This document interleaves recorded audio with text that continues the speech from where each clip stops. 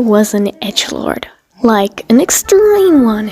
Okay, maybe not extreme, but I did like the edgy outfits and acting edgy in role plays on me, and with my OC Deku is now a man that isn't edgy and is actually good, and his persona is a Walmart Kuderi. Yeah, not my proudest moment.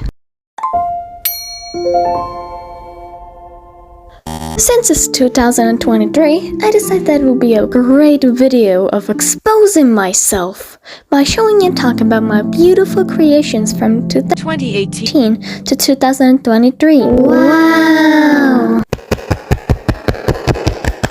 Now, who exactly is this edgelord? Her name is Dakukudo. I'm not sure how we spell it in Japanese.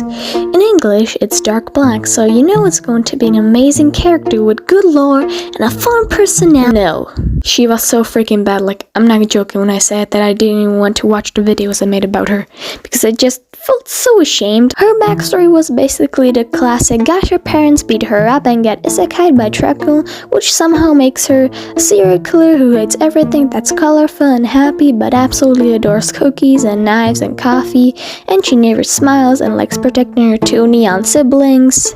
Yes, you heard me.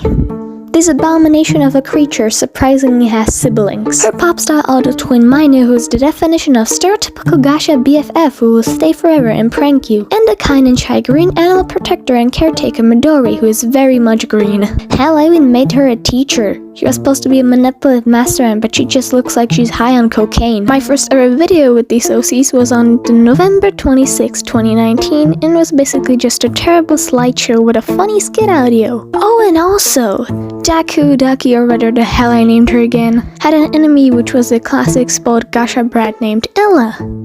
Amazing job, old me. Amazing. But then in 2020, my FNAF phase started for some reason, and I made new OCs while changing Daku's gender to male. He was even more edgy if I'm being honest, but at least his friends weren't as much. Regis, Rocky, and Ryla. The story this time was... I don't know actually. All I remember is that there was like an evil scientist who made Deku, and that's it. From the videos, I'm guessing the scientist was enemies with the gang, and he had like an evil side to him. I don't know. I also like to make singing battles.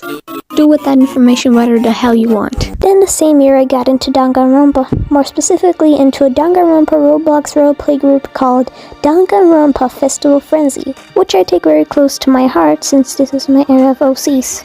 I actually redrew one of them. I posted the old art on Amino, so that's why some of them have the watermark. Once again, Deku changed and the gang disappeared into thin air. He was now the ultimate writer, but in reality he secretly was the ultimate assassin. Ooh, mysterious, ooh, edgy, oh God, kill me. I vividly remember role-playing with this one person. They had really good art, and I think that's why I want to RP with them so badly. Also good OCs, can't forget to mention that. But I think I made them question my sanity because for some reason, I made Deku an extreme Mary Sue and sent to one of their OCs, Riley, who I for some reason kept on writing as Ridley, like the Smash Bros character. And I also made him extremely touchy. Why was I like this? Then I became dead in both the Roblox and Amino group. Both the game and Amino are still up, however the Amino is locked. I'm still in there though. Then, once again, the same year I changed my OCs and made new ones. The story, which if I'm remembering correctly, was about Deku who died to being poisoned and stabbed. Damn, skill issue, and was supposed to go to hell. However, he didn't finish school, so he must finish it in the School of the Dead. Regis is back, and so is Ryla and Rocky. They all somehow died and I made a speed edit of them dying. How nice! Regis jumped off a building, Ryla drowned due to a failed magic trick, and Rocky just died in a fire. Then their new enemy. His name was Ace, which I find quite ironic, which you'll find out later why. I also made an SCP Deku, Alice in Borderland Deku, and Demon Slayer Deku who was named Nisei no Monsuta, which means fake monster in Japanese. Now, the Alice in Borderland one is from an old series I made called Pawn in Borderland.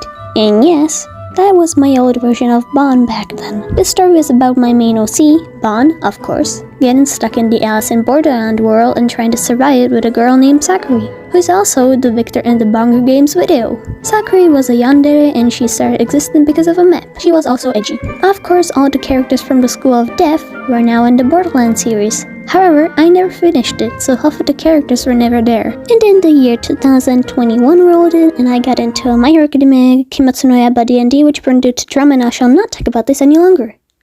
That's also where Nisei was created. The same year, I got into creepypasta and made an OC because of an OC challenge. This was Mayum, who was inspired by the My Doom computer virus which destroyed computers in 2004. He was also inspired by Ben Drowned. I used him in a creepypasta D&D and a few vids, but never used him ever again. I've made a whole lot of bonds over the years, and it all started when I got into the webtoon Sweet Tooth and made a cool meme animation with a new Bond. Then I made Squid Game Bond, SCP Bond, who is now not a Bond and is its own character named Uso, Borderland Bond, Shapeshifting Bond, Creepypasta Bond, Creepypasta 2.0 Bond, Gamer Bond, Normal Bond, Male SCP Ben, Creator Bond, Fedora Bond, Queen Bond, King Ben, and my official OC, Bond. Oh Miles, that's a long-ass list, Jesus Christ. Call this the Bondverse. I've also made a cop OC and a few TV and weird car OCs, but we don't talk about those. Then finally, in 2022 and 2023, I made the OCs I use today. My first OC was surprisingly not Deku/Nisei. It was a completely new character named Lloyd. Lloyd was originally going to be the enemy of Deku/Nisei/ whatever the hell I want to call him, but I changed that idea and made them roommates and sort of friends. What I really like about the design is the eyes, because I got inspired by anime characters who have their eyes closed and somehow still see. He also blackmails people and is rich, got them brother issues. And then the new Deku/Nisei.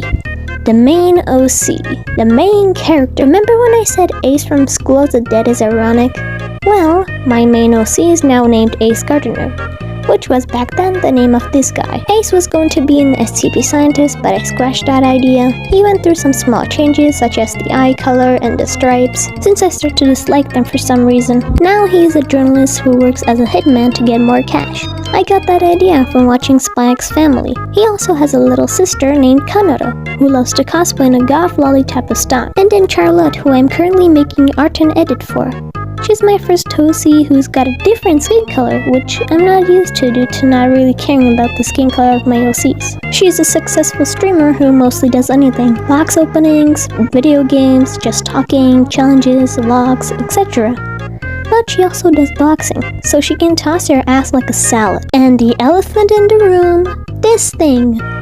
This is Person. I won't explain much about them since I'm putting them in a series called Screw the Daylight. That's also where the crew I just talked about will be in.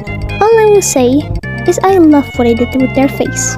Okay, so that's basically all of the OCs I could find and think of. It's kinda interesting to see how much my characters and I changed in the span of 6 years. And even if those times were pretty cringy, they were really fun for me back then.